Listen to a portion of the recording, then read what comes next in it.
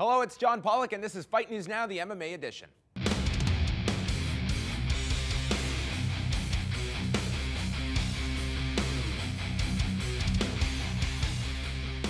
Hello and welcome to Fight News Now. I'm your host, John Pollock, and as the new year draws closer, we have not shut the door yet on 2013. Today, you're going to hear from Demetrius Johnson, Uriah Faber, Miesha Tate, Damian Maia, and many more on a packed show. John Ramdine and Robin Black are set for 3 rounds, and UFC welterweight Mike Pyle will chat with Nikki Reyes on the shift this week. But it's been a busy one, so let's get into this week's newsmakers.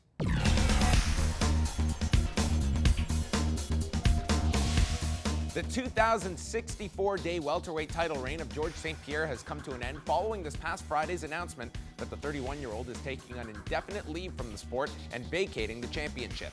St-Pierre made the announcement with President Dana White and then appeared in Quebec City, where we were on hand to hear from the now former UFC champion. What makes one of my biggest quality and it's also an issue. And the reason why I'm world champion outside of my athletic ability and skills is the fact that I'm completely obsessed. And because of that, because I'm completely obsessed about my work, I did not allow myself to have a normal life. And right now, it's been too long that I've been living like this. And I need a break if I want to keep a mental stability before it's too late. And I need a break, and one day if I want to come back and I feel like it, I will. But right now I need a break to get out of it.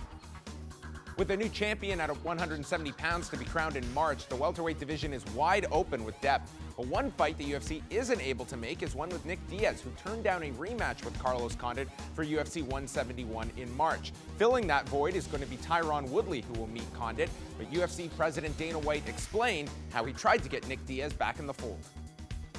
I texted him and we were going back and forth on text. And I said, well, let's hook up Saturday. And we got him and brought him back in the room. And I said, so what do you think of this fight? He goes, I don't like it. I said, well, that was quick. That was an easy conversation. If you don't want to fight, you cannot force a guy. Say, listen, do this or do that, or say, how about if I do this, or how about if I... If they want to fight, they're ready to fight. There's guys that are chomping at the bit. If Tyron Woodley texts me one more time, I'm not kidding you, he must text me 15 times a day. And then once this whole thing went down with George St-Pierre, boom. He wants every fight. I'll take any fight you want to give me. I'll fight. You know. So there's guys like that out there. So those are the guys I want to deal with. Those are the guys I want to hear from. Flyweight champion Demetrius Johnson capped off a great 2013 with his 3rd victory and title defense on Saturday in Sacramento, becoming the first person to ever stop Joseph Benavidez with a first-round knockout. Johnson spoke to the media after the fight to discuss his continual progression as he stands on top of the 125-pound weight class. For me, I always tell it's the way Matt Hume raised me, even when I was an amateur as a fighter. Like, I'll win my fights, and then the first thing we do is we'll go back and we'll look at the film. He goes, you did that wrong, you did that wrong, you could have done that better. And then, so it kind of grew on me. So even now that I'm at the pinnacle of the sport and, you know, knocking out people who are considered the best fighters in the world, it's just, when you go through that, you know, for 7 years, it's almost like military style. It's like, okay, you know, there was another fight, go home, relax, and then get ready for the next one and keep on improving, because there's always another person who's going to come try to take what I have. Another man capping off a flawless 2013 Saturday was Uriah Faber, who fought for the 4th time this year, submitting Michael McDonald in the 2nd round. After 4 straight wins since his last title opportunity, the California kid seems poised for another shot at the 135-pound championship after Renan Barão and Dominic Cruz meet next February. I'm the type of guy that believes I can beat anyone, and that I'm ready to fight anyone at any time. And he knows that. Everybody knows that. I'll fight Godzilla. I'll fight King Kong. I don't care. You know, I'm a little delusional about stuff even. Unfortunately, we don't have them signed. I had a really rough year the year prior. It was a long year for me. I had 1 fight, 1 loss. You know, had a big layoff, broken ribs, personal stuff with my sister and everything else. And it just feels great to be in the win column with 4 big wins, 3 finishes, 1 decisive decision. Faber's in like this Vitor zone right now. Like, the older he gets, the better he gets. I saw a lot of people saying, oh, these guys are just looking for excuses to give Uriah Faber a title shot a couple years ago. That's what people were saying. You know, you can't deny it now. You know, you can hate, you can dislike the guy, you can do whatever you want to do. You can't deny him now. I mean, the kid just looks better and better. and it is what it is. A month-long online vote pitting some of the UFC's most familiar names for the right to be on the alternate cover of the upcoming EA Sports UFC video game has come to a close. Swedish light heavyweight Alexander Gustafsson surprised many, beating out George St-Pierre in the finals of the poll to get the alternate cover, alongside John Jones, who will be on the main cover of the game. We are just over a week away from the highly anticipated rematch between women's bantamweight champion Ronda Rousey and Miesha Tate. Following a heated season of The Ultimate Fighter, this fight has no shortage of grudge elements attached to it. Tate joined me on the MMA Report recently to discuss her rival and an incident on the show involving Dennis Hallman, who was a guest coach for Tate, and Ronda Rousey's team. Edwin's like, let's go. Wait, you know I'm going to get kicked off the show for this, right? Like, Ronda, come save me. That's basically how it went down, and there's a little bit more that happened out, like, in the parking lot or whatnot, but I don't know if we have time to elaborate on all of it. But basically, he's a giant douchebag, and he wanted to act tough, and then when Dennis called him on his bluff, that's exactly what it was. It's just a bluff.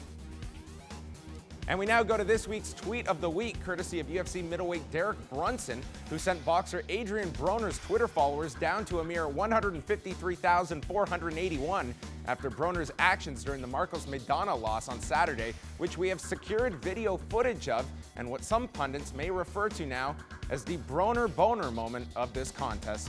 Use it, if he stays confident in doing that, he's going to have to get active. Oh, wow.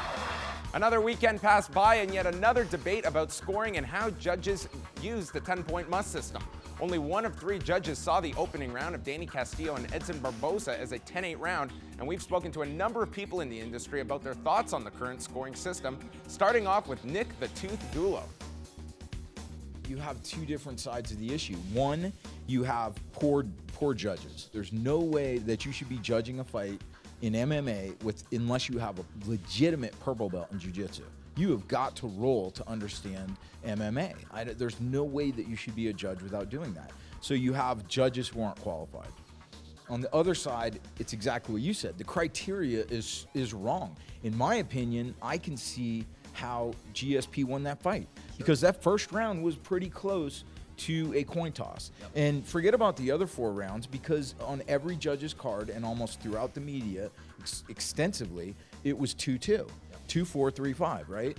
But then again, can you realistically say that Johnny Hendricks, when he won round 4, didn't deserve a better score than GSP did winning round 3 or round 5? Yeah.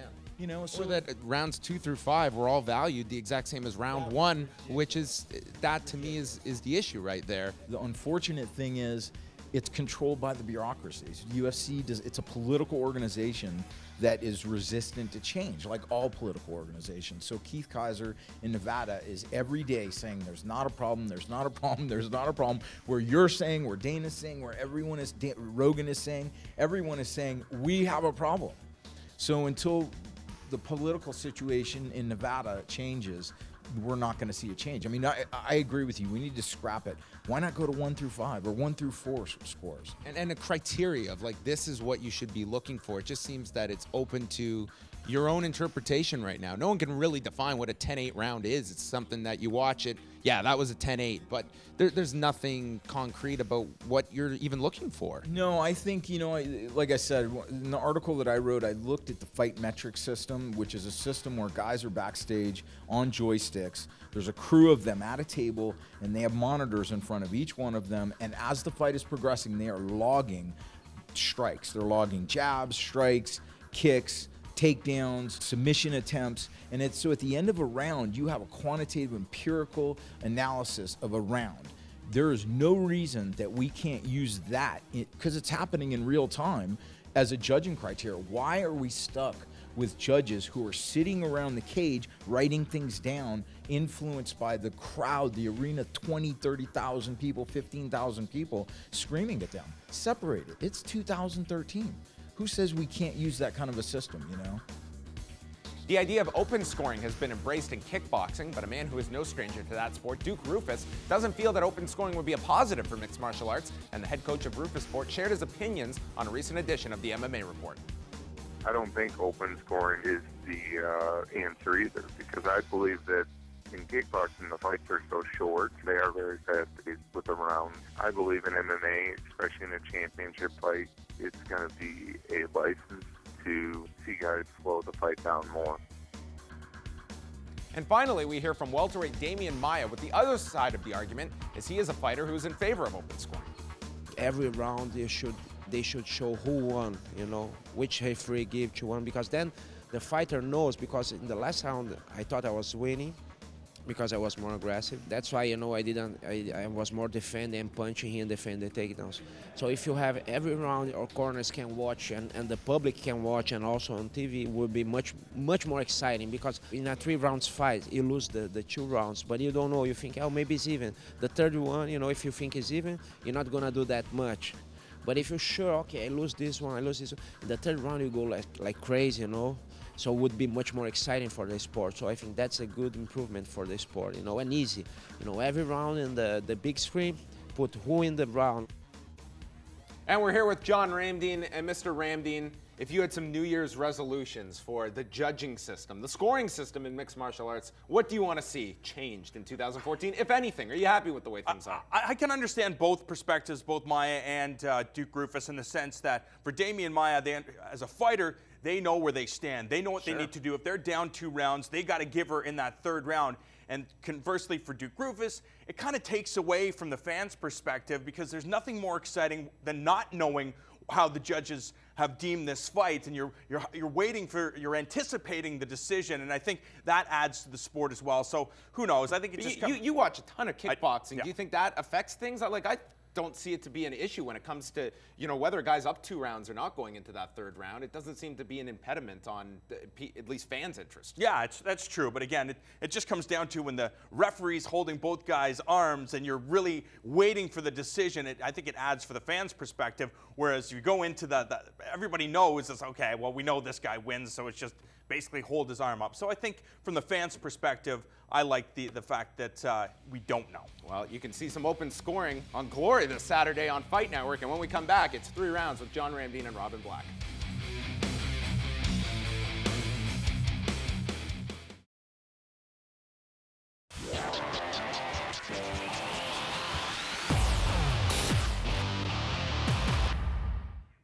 We are back on Fight News Now. We'll turn things over to your hosts of 3 rounds. They are John Ramdeen and Robin Black. And guys, the welterweight mountain is bare on top right now, and new life for a number of welterweights. Yes, including Robbie Lawler and Johnny Hendricks. Who will be the new welterweight champion? Actually, who will be the new welterweight champion? Neither one of those guys. George St-Pierre is still the welterweight champion and will remain the welterweight champion until somebody defeats him. I like the way you've embraced your heel roll, John Ramdeen, because people are going to be mad at you.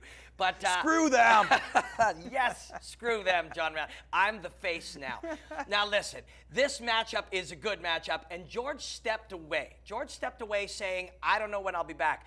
Nobody beat George. Neither one of these guys beat George, but the winner of this will definitely be the welterweight champion of the world, because there is no other guy. And Johnny Hendricks definitely earned this spot. The argument for some people is, did Robbie Lawler earn it? I argue, yes. He's been around for a long time. He's risen to the top now in a later generation in his life, even though he's still very young. He's an incredible prospect. He's really exciting. He doesn't have that star power. In fact, he really doesn't say much of anything, but he's an interesting guy with a huge punch, and he fights the style of fighting that people like. In fact, both of these guys do, and it may come down to who's better at dealing with a southpaw. Which of these southpaws is better at fighting a southpaw? Are you surprised about Johnny Hendricks' comments that, you know what, it wasn't just about beating George St-Pierre. My goal, the end goal, was to become the UFC welterweight champion, get that gold around his waist. Where you look at some of the greats of all time of mixed martial arts, their goal is to be the greatest fighter in the history of mixed martial arts. Anderson Silva has said it, BJ Penn has said it, George St-Pierre has said it. These guys want to create a legacy. Are you surprised Johnny Hendricks is just the guy going for the money? Yeah, I like it. You know, I like it. I like his honesty. I think he's an interesting guy. I think he's starting to have some sizzle. He can work as a champion. People will get it. I found it really interesting. George is stepping away because of the pressure, and that's something he talked very openly about and very honestly about. And Hendricks' answer was, I want that target on my back. That's a bit of a slight at George, a little bit of that indirect, like, hey, man, you don't like it? Well, I want that. It's easy to say now. It's hard to say if you get it, and you have to walk around with it for years. But he's asking for it. What's amazing is that Johnny Hendricks doesn't seem to be fazed by pressure at all. You look at that fight with him and George St-Pierre. Throughout the contest, he's like dancing around, moving his head like he's singing some sort of song. It shows you what type of psychopath this guy is. He's clearly there to be at the top of the heap in mixed martial arts or wrestling or whatever physical endeavor he decides to be a part of. And I think this matchup with Robbie Lawler is interesting because we got two southpaws, both guys pretty good. I mean, obviously Johnny Hendricks is outstanding at wrestling, but Robbie Lawler, he's been around wrestling for a long, long time. Started training at that Miletich camp with Pat Miletich and Matt Hughes and Rich Franklin and Jens Pulver and Tim Sylvia and all the greats that were formed in Iowa. Now he has his opportunity, got that knockout over Koscheck, beat the guy that everybody says was the next guy in Rory McDonald, who will be taking on Damian Maia, and I love this matchup. We had a chance to talk to Firas Zahabi, and Firas just said, you know, a lot of people are bigging up Rory, and deservedly so. This guy's an extreme talent, but people, I think, kind of pushed him too soon to say that he was the next thing. Damian Maia, I don't think a lot of people understood how good this guy's wrestling abilities are, and he's a world champion, former world champion in jiu-jitsu, and he just pushes that over into his mixed martial arts mentality. Damian Maia, I think, likes this matchup. I think you feel like Rory might be questioning himself, but I don't think he is. No. I think Rory will look at this, okay, fine, I lost, now I have something to prove. And man, you can't write these stories. You don't get a chance to just write the storyline you want, because the storyline you wanted was George leaves, Rory wins, and steps in and fights Hendricks. Doesn't work that way. You got to win these fights, and he didn't win that fight. So now he's going to go back, in my opinion, and be this hungry, arrogant, ornery Canadian psychopath that he is, and I think this is a great matchup. It's a very important matchup, but they're all important. Man, you're fighting at this level. Oh, I just fought, you know, a heavy-hitting southpaw. Now I've got a jiu-jitsu world champion. There's no easy fights out there at 170 now, and everybody thinks George is gone. Now's my chance.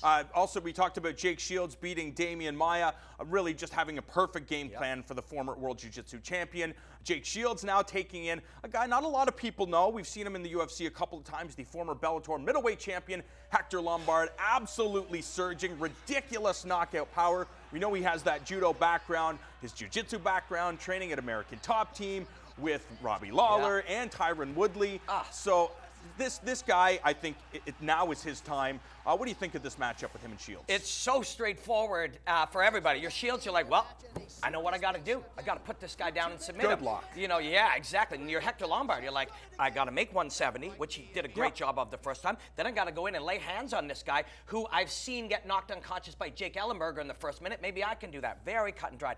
Man, George stepping away right now just opens up everything, and it's a great time for the UFC. They're so disappointed they lost their #1 star, but if this plays out right, 170 at the end of this year, the end of next year, George is talking about coming back. It could be anyone. We're talking about these great matchups, but what about the kids? You got Brandon Thatch, you got Jordan Meehan, you've got, you know, all of these guys. There's so many good young animals stepping up there. We're going to watch the Gunnar Nelson, Stephen Thompson. Which of these guys is going to play out in the picture at the end of the year? What's great is also you mentioned Jake Ellenberger. Well, he was trying to get that fight, the rematch with Carlos Condit, but instead it's Carlos Condit and Tyron Woodley, John, and I absolutely love this matchup. Tyron Woodley harassing the UFC. Give me this matchup, and he gets his wish. And I like the match. It's all you need. A great text messaging plan goes a long, long way in 2013. But thank you very much, guys. John Ramdeen under the weather. He's our Chad Mendes gutting his way through 3 rounds of action today.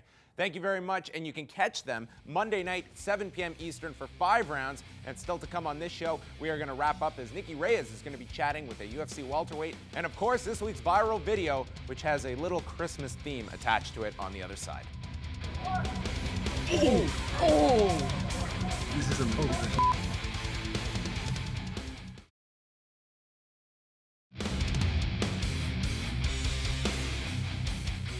Welcome back to Fight News Now. I'm John Pollock, and what better way to get ready for Christmas than with the action of Glory, who presents their 13th event this Saturday from Tokyo, Japan. All of the action is going to be airing live here on Fight Network Saturday morning at 5 a.m. Eastern with a replay at 9 p.m. Eastern Saturday evening. It'll feature a one-night welterweight tournament as well as Peter Art's retirement fight taking on Rico Verhoeven. But at this time, we're going to welcome in Priscilla Carapan, who presents a special edition of The Shift featuring a UFC welterweight stopping by.